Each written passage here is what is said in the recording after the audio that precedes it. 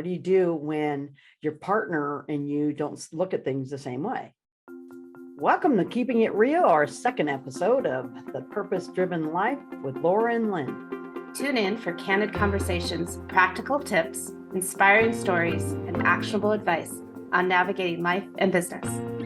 Today's topic is going to be on authenticity in business. So I'm going to start the show off with something that actually happened in my life. There was a challenge between two people, two different businesses, obviously, my partner, and my partner's perception of what he thought it was appropriate to do, right? So I'm going to give you an example. Like, he thought it was okay that he would say that I didn't agree with that person and that I didn't say that. And what I knew was that that wasn't true.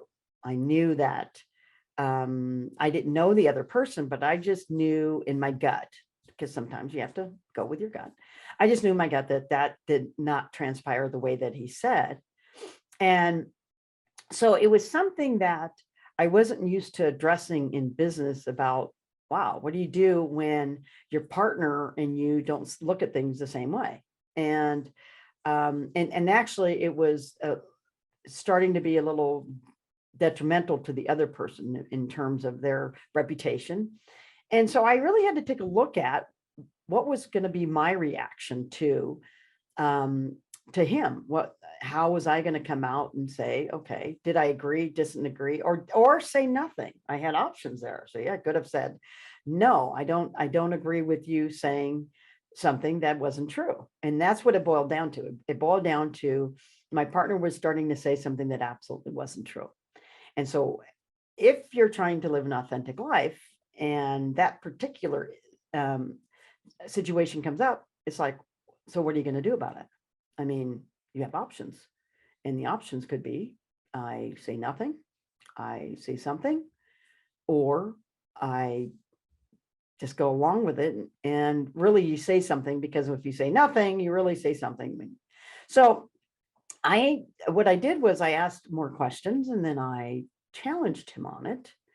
And now understand, in business, a couple things come up. One is whether you have a partner or you don't have a partner, and you're working with other people in business, they have different backgrounds than you have. And so you have to actually understand what their background is, right? So this was my predicament. I wasn't that familiar with my partner's background, and I had a couple partners, so it wasn't just one partner.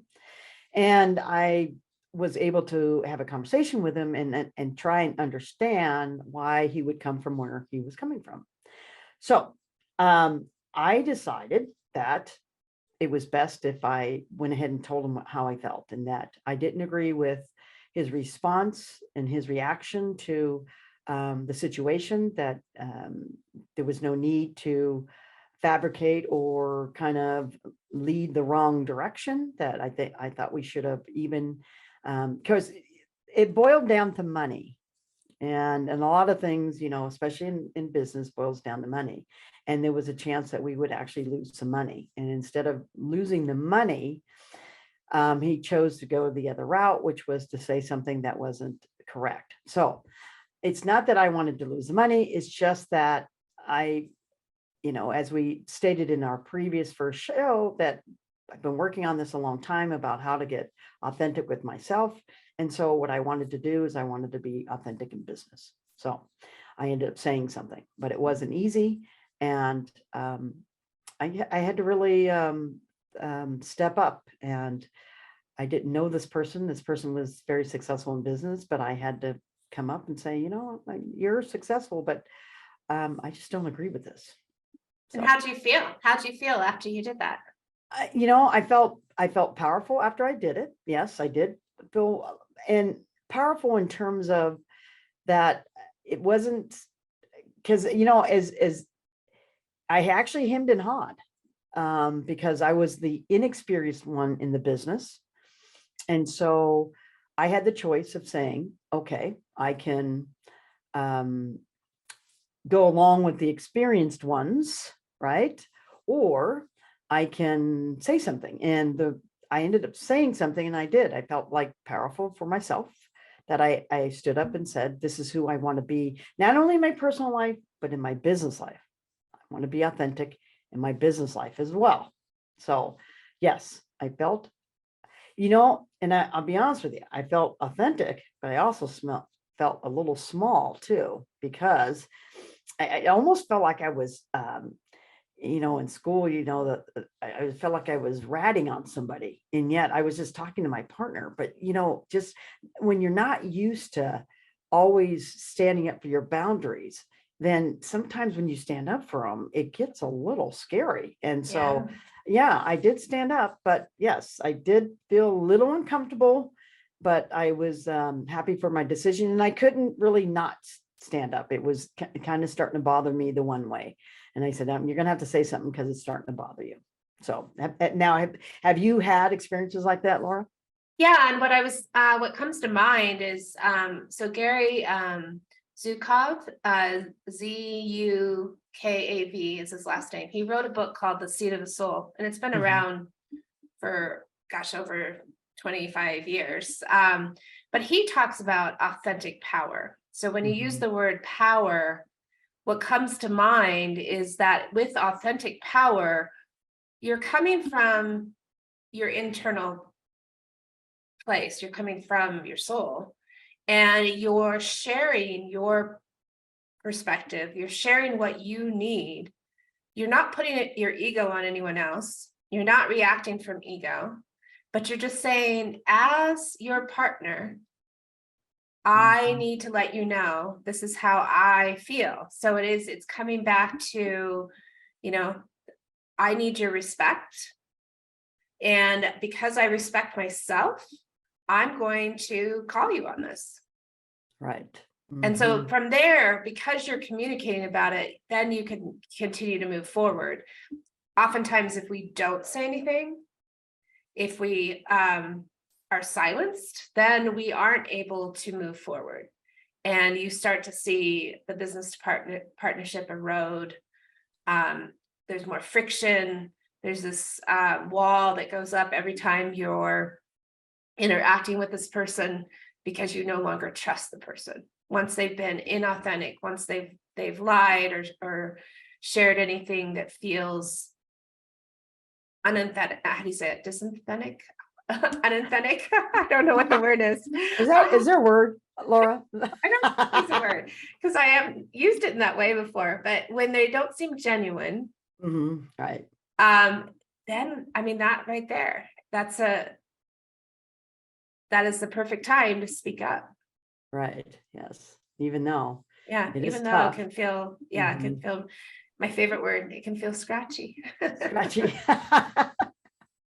Yeah. And we needed to have a conversation after that in regards to, hey, we're just starting the business, and we're already having this, kind of interaction in our business. So maybe we should have a conversation on how we want to do business. I think that's a biggie about, having a partnership, is you really want to know who the person is and where they're going to come from. Yes.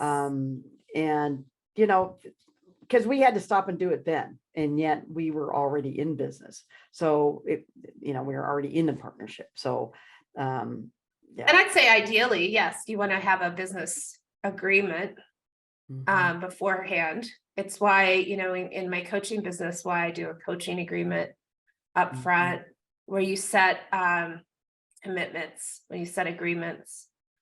But sometimes that doesn't happen. And sometimes things will come up, even though you do a formalized business agreement. It doesn't come up till it comes up. So there has to be some agreement on how you're going to handle it when it does come up. Right. Yes. In advance. It's good to do that. It's good to get as much thought out up front in advance, so that when something in particular does happen, that you have a way of addressing it. Yeah. And because what we did is we addressed it as, I addressed it as it came up, but it would have been nice to have had that conversation with him, say, before, we started. So Yeah. And it's, FYI. yeah, because I've had experiences where Mhm, it didn't work out. mhm. I did end up coming back to that person saying, what you're sharing is not true. We need to address this. And there was already talking about power, there was this power dynamic. And unfortunately, it wasn't something we could get over. Mhm. So we had to dissolve the partnership, which isn't easy to do either. No, because then once you're in. Yeah. Mhm. So I guess we're all about talking about how do we start off on the right foot. Right. Mhm. Yes. But also, even if we're in a situation, if someone is listening and they're in a situation where maybe they haven't been authentic in their communication, that they can start now. It goes Right. back to that practice. I keep mentioning that. It's a process. It's a process, yes. And to say that human dynamics won't happen is not realistic. Right. It's gonna come up because we're just human, and that things like that do come up. Yes, because in that particular situation, it ended up resolving itself. And by resolving itself, meaning that the other person decided that they didn't want to go forward with it anyway. So it ended up dissolving itself, but it could have been, a disaster. And that's a small example. So the idea is just to take the example and go, okay, for my business, I need to have a conversation about who the person I'm with, especially if you don't know them. And then two, just don't assume, I guess the thing was that I assumed that since that was a business person, that they would know how to respond with every single business interaction exactly the way that I felt like they should be able to interact. Right. So I felt like I felt like they would react just exactly how I wanted them to react my way. Gotta love those assumptions. Yeah, exactly. And that's exactly it. You definitely want to get everything as much as you can on the table right at the beginning, because you don't want to go with the assumptions. Always about communication. Always about communication. Yes, absolutely. So that was one example of just being authentic in the business, which one, I was authentic in terms of I was able to go speak to the individual and share what I was feeling uncomfortable about.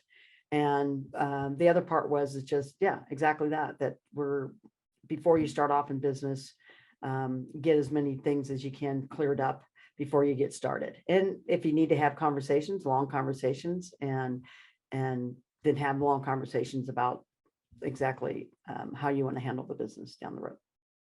Like always, be kind to yourself and be your own biggest fan.